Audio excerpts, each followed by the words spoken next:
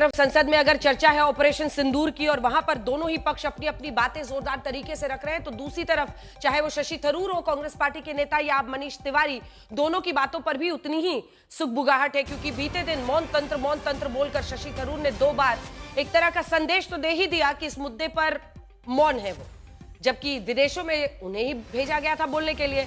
अब कांग्रेस पार्टी के नेता मनीष तिवारी ने जो पोस्ट कर दिया है, भारत का रहने वाला हूं, भारत की बात सुनाता हूं, यह अपने आप में बहुत बड़ा संकेत है कि जब वो भारत की बात करते हैं, वो देश हित में बात करते हैं, और यहां पर क्या कोई टकराव की स्थिति बन जाती है कांग्रेस पार्टी के मैसेज में। पोस्ट को लेकर बीजेपी ने कांग्रेस पर सवाल उठा दिए हैं और मनीष तिवारी के पोस्ट पर सियासी घमासान छिड़ गया है। कांग्रेस पार्टी की तरफ से कहा गया है कि कोई मतभेद नहीं है। बीते दिन से ही चाहे वो शशि थरूर का मुद्दा हो या मनीष तिवारी का, फायर फाइटिंग कर रही है कांग्रेस पार्टी और कह रही है कोई मतभेद नहीं है, नेता हमारे हैं और हमारे अंदर लोकतंत्र है, डेमोक्रेसी है। जिस नेता की जो बात है, मनीष तिवारी मुकेश का गाना गा रहे हैं, ये इमरान मसूद कह रहे हैं।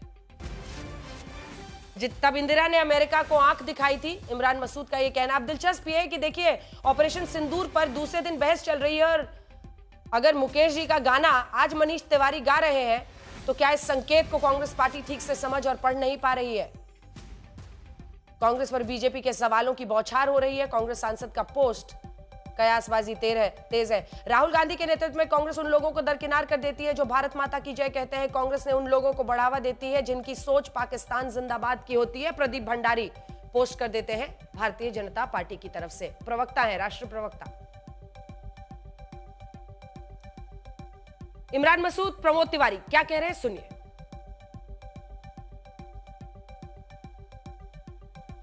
वो भारत जब का वो गाना गा रहे हैं ना, मुकेश का गाना है, वो है रीत जहां की गीत वहां के मैं गाता हूं, मैं उस देश का वासी हूं। वो मुकेश जी का गाना है। वो गाना उस भारत का गाना है जिस भारत में बांग्लादेश बना था, जिस भारत में पाकिस्तान के 2 टुकड़े हुए थे, जिस भारत के अंदर इंदिरा गांधी जैसी आयरन लेडी ने खड़े होकर के पूरे विश्व के अंदर डंका बजाया था, जिसने निक्सन को मुंह तोड़ जवाब दिया था, निक्सन के टेलीफोन को नहीं आया था, निक्सन के जंगी जहाजी बेड़े को नकार करके पाकिस्तान के 2 टुकड़े किए थे। वो गाना उस दौर का है, वे उस दौर के भारत की बात कर रहे हैं। सीधे से बात करना चाहता हूं, कांग्रेस पार्टी संसदीय दल में किसी तरह का भेद नहीं, लेकिन स्पीकर बोलने वाले सीमित होंगे और जो स्पीकर बोलेंगे वो कांग्रेस का पक्ष रखेंगे। बहुत से लोग छूट गए, इनमें ये भी बहुत लोग छूट गए हैं, सीमित समय रहता है, ये प्रमोद तिवारी जी कह रहे हैं। आइए आपको जल्दी से सुना देते हैं और थोड़ा झाजी को भी दिखाइए, सबको सुनाइए क्या कह रहे थे कल बीते दिन शशि थरूर।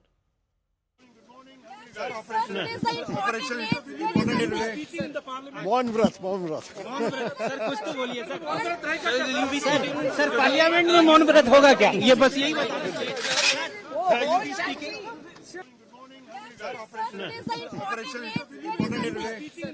मौन व्रत सर, कुछ तो बोलिए सर। पार्लियामेंट में मौन व्रत होगा क्या? ये बस यही बताइए। देखिए, शशि थरूर का फसाना तो तब से ही शुरू हो गया था जब ऑपरेशन सिंदूर हुआ और शनिवार की वो शाम जब सीज फायर का ऐलान किया गया, और उसके बाद से कांग्रेस पार्टी बहुत हमलावर हो गई कि ट्रंप ने पहले कैसे पोस्ट कर दिया है।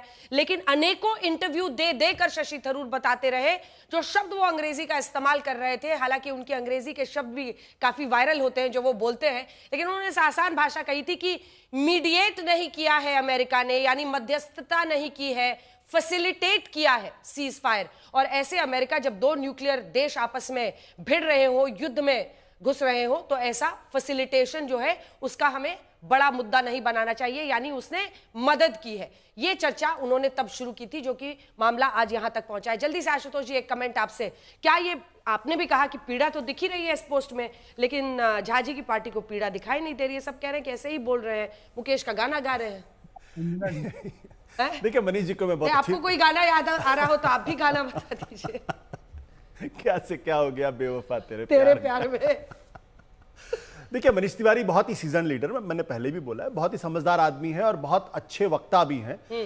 उनके मन में पीड़ा है, इसमें कोई दो राय नहीं, क्योंकि उनको ये लगता है कि उनसे बहुत जूनियर लोग पार्टी के अंदर बहुत आगे चले गए और इसका जो मेरी व्यक्तिगत जानकारी, उसका एक बड़ा कारण है कि 2014 में जब उनसे कहा गया था कि आप चुनाव लड़ें, तो उस वक्त उन्होंने चुनाव नहीं लड़ा था लुधियाना से, और पार्टी के अंदर मैसेज दिया गया था कि दरअसल वो चुनाव में हार की वजह से शायद जिम्मेदारी से भाग रहे। तब से उनका चुनाव जीत कर आए हुए हैं, मतलब हाँ, मैं यही बात कह रहा हूं कि तब से उनका जो स्टॉक थोड़ा सा डाउन हुआ है। लेकिन मनीष तिवारी जैसे लोग पार्टी के लिए एसेट्स होते हैं, और मनीष तिवारी और आपके शशि थरूर दोनों ही, मेरा कहना है कि दोनों के सब्जेक्ट पे पकड़ बहुत अच्छी है, दोनों वक्ता बहुत अच्छे हैं, दोनों का इस्तेमाल होना चाहिए।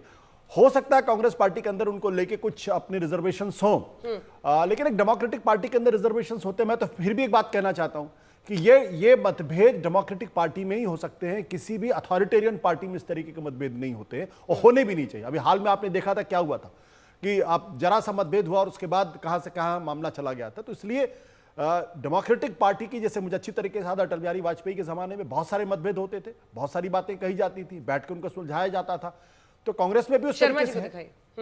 शर्मा जी वो कह रहे हैं कि लोकतांत्रिक पार्टी है इसलिए मतभेद आ रहे हैं, आप लोग बेकार ही खुश हो रहे हैं, तो जल्दी बोलिएगा। नहीं, ऐसा यदि ऐसा मतभेद है किसी पार्टी में है तो वो उनको मुबारक हो। आश्चर्य है कि मनीष तिवारी अपने कलेजे पे कितना वार सहें। सोनिया गांधी आज लेख लिखती हैं गाजा के संदर्भ में।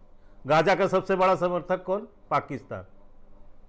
और वो गाजा जो और किसी धर्म विशेष के लिए, केवल वोट बैंक की राजनीति के लिए, वो धर्म विशेष जहां पर जिहाद की बात होती है वहां उनको मानवता नजर आ रही है।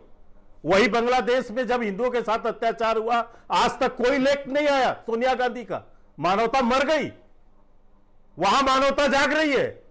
जहां से जिहाद का जो है संखनाद हो, जिहाद को जहां पर अपनाया जाए, तो आखिर कोई जो है देशभक्त व्यक्ति एक कैसे स्वीकार कर पाएगा?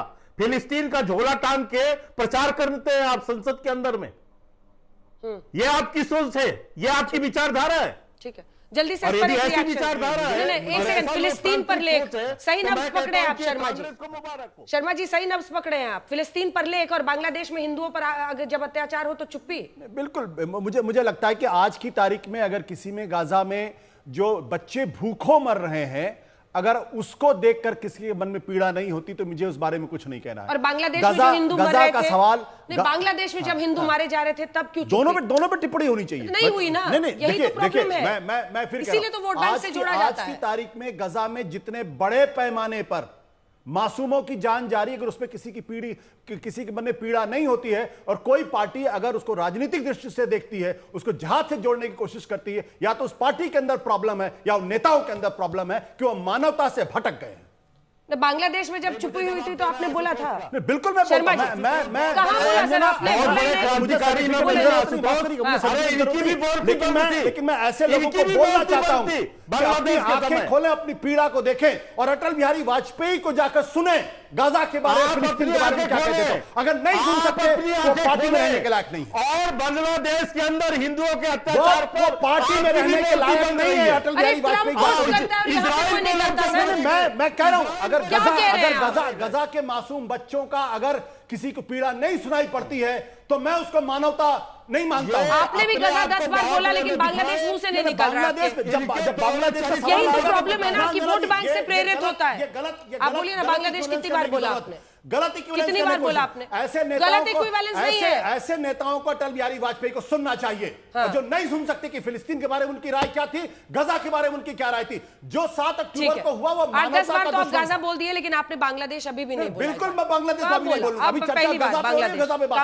जल्दी से बांग्लादेश में चर्चा होगी, मैं बांग्लादेश से बात करूंगा। लेकिन ये लोग जो वहां के मासूम बच्चों की जान जाएगी, अगर उनके अंदर मानवता जाएगी, ये बिल्कुल डंके की चोट पे कहता हूं।